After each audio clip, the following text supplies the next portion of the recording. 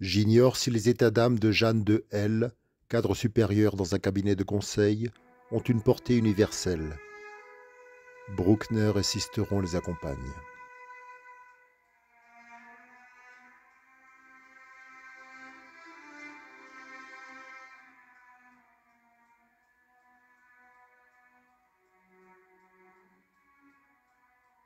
J'ai longtemps joué de mon esprit voyageur, me complaisant dans une mobilité excessive, agile, tellement dans l'air du temps.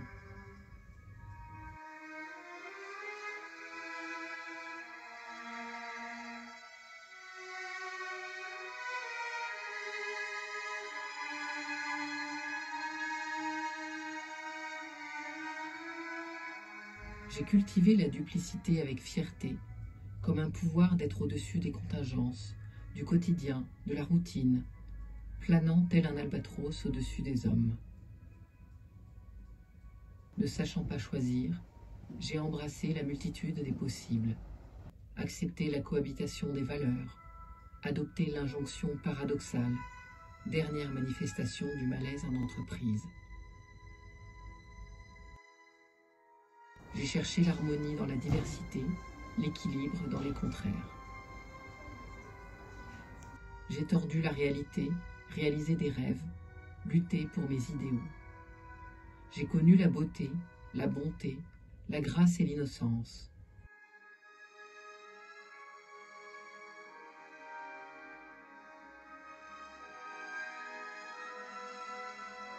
J'ai vécu le succès, exercé le pouvoir, ressenti la vitesse et déployé ma force.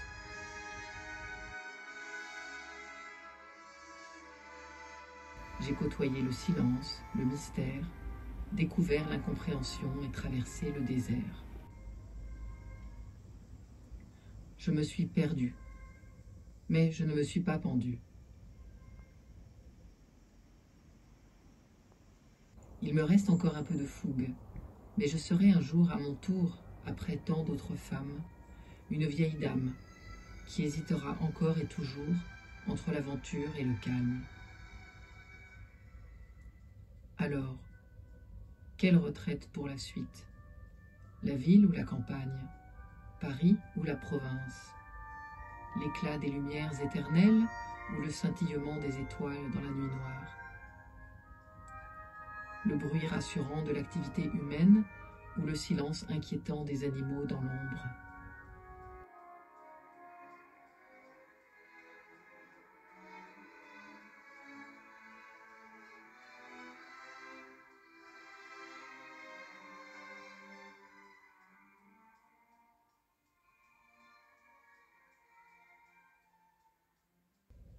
L'action ou la rêverie? Il est des coins de campagne au milieu des villes, des îles au milieu du bitume, des havres de paix au détour d'une place, comme il est des maisons modernes et moches en rase campagne. La sensation d'espace est toute relative. On est libre dans sa tête ou bien on ne l'est pas. On peut voyager en restant immobile. On peut se sentir prisonnier en revenant sans cesse sur les mêmes sentiers. Alors, pourquoi choisir? L'habitus, encore lui, se construit sur les aléas, l'épaisseur du temps, le pas de la routine. Il est l'acceptation de soi, l'abandon à sa réalité, à son intériorité. Le contraire de la fuite et de la superficialité, de la quête de reconnaissance et du faste. Tout ceci me fait penser aux rats des villes qui courent sans cesse, en meute, tandis que les souris des campagnes musardent, indépendantes. Les uns sont prodigues, quand les autres sont frugales. Tiens, ça me plairait d'être le chat qui convoite son festin en ayant le choix du roi, puis laisse filer le jeu, avec dédain. Peut-être, qui sait, d'une Parisienne désabusée, la tête pleine d'équations économiques, deviendrais-je une campagnarde réenchantée, reconnectée à la simplicité des lois de la nature.